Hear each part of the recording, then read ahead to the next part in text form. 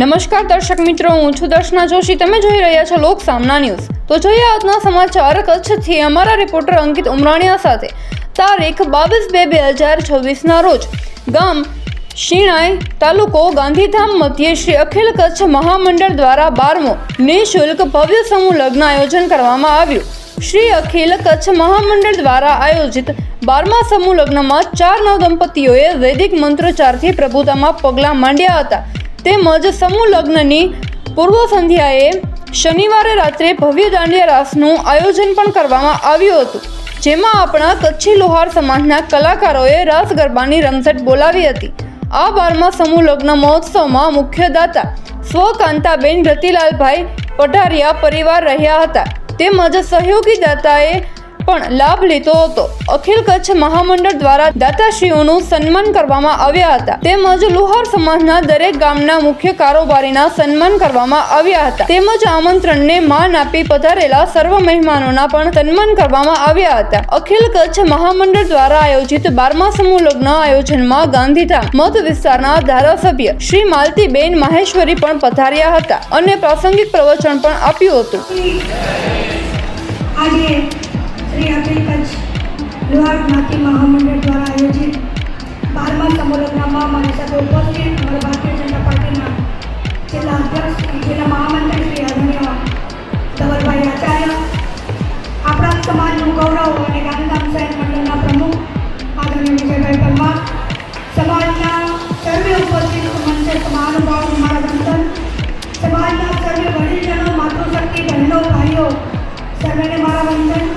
અને જેઓ આજે પોતાના જીવનના નવી શરૂઆત કરવા જઈ રહ્યા છે દંપતીઓને પણ હું ખૂબ ખૂબ અભિનંદન આપું છું અને શુભકામનાઓ પાઠવું છું. સમૂહ લગ્નના કાર્યક્રમો એક એવું માધ્યમ છે, હું માનું છું કે જ્યાં જીવનની ત્રણેય પેઢી એક જ મંડપની જે એકી સાથે ઉપસ્થિત રહેતી હોય છે. એ વૃદ્ધ વડીલ હોય, યુવા પેઢી હોય કે નવા બાળકો હોય, એ બધાએ આપણા સમાજમાં કઈ રીતે પ્રવૃત્તિઓ થઈ રહી છે, આપણા સમાજની સંસ્કૃતિ કઈ રીતે જળવાતી રહી છે, આપણા સમાજના જે સંસ્કાર છે, હું માનું છું આ પ્રકારના કાર્યક્રમો થકી જ આવનારી નવી યુવા પેઢી આ શીખતી હોય છે સમાજના વડીલો પાસેથી. અને જ્યારે એક કન્યાદાનનું કાર્ય હોય, દીકરીઓના લગ્ન હોય, એનાથી મોટું આશીર્વાદ કમાવાનું મોટું ભગીરથ કાર્ય હું માનું છું કોઈ નથી. ત્યારે આ શુભ કાર્ય થકી સમાજના સર્વે આયોજકો, સર્વે વડીલો, સર્વે અગ્રણીજનો આવા જ કાર્યક્રમો સતત થતા રહે. આજે 12મો સમૂહ લગ્ન છે. હું માનું છું કેટલાય વર્ષોથી કેટલાય આયોજકોએ, કેટલાય વડીલોએ આ પરંપરા શરૂઆત કરાવી. એક પછી એક નવા લોકો જોડાતા ગયા હશે અને આ પરંપરા આગળ વધતી રહી હશે. ત્યારે આવનારી પેઢી પણ આમાંથી શીખ લઈ ને આ પરંપરા યથાવત રહે એવી શુભકામના. અને મને દીકરી તરીકેનું જે સમાજે સન્માન કર્યું છે એ બદલ પણ સમાજનો હું ખૂબ ખૂબ આભાર માનું છું. તથા આપણા લોહાર સમાજના કથાકાર શ્રી હિરેનભાઈ પંચાલ દ્વારા પણ પ્રાસંગિક પ્રવચન આપવામાં આવ્યું હતું. અખિલ કચ્છી લોહાર જ્ઞાતિ મહામંડળ દ્વારા આયોજિત આજે 12મો સમૂહ લગ્નોત્સવ, એમાં મંચસ્થ ઉપસ્થિત સર્વે વડીલો, જ્ઞાતિના સર્વે ભાઈઓ, બહેનો, માતાઓ અને બાળકો, આપ સૌના ચરણોમાં મારા સત્સત વંદન. ખરેખર આજના દિવ્ય કાર્ય માટે હું મારી ખૂબ પ્રસન્નતા વ્યક્ત કરું છું.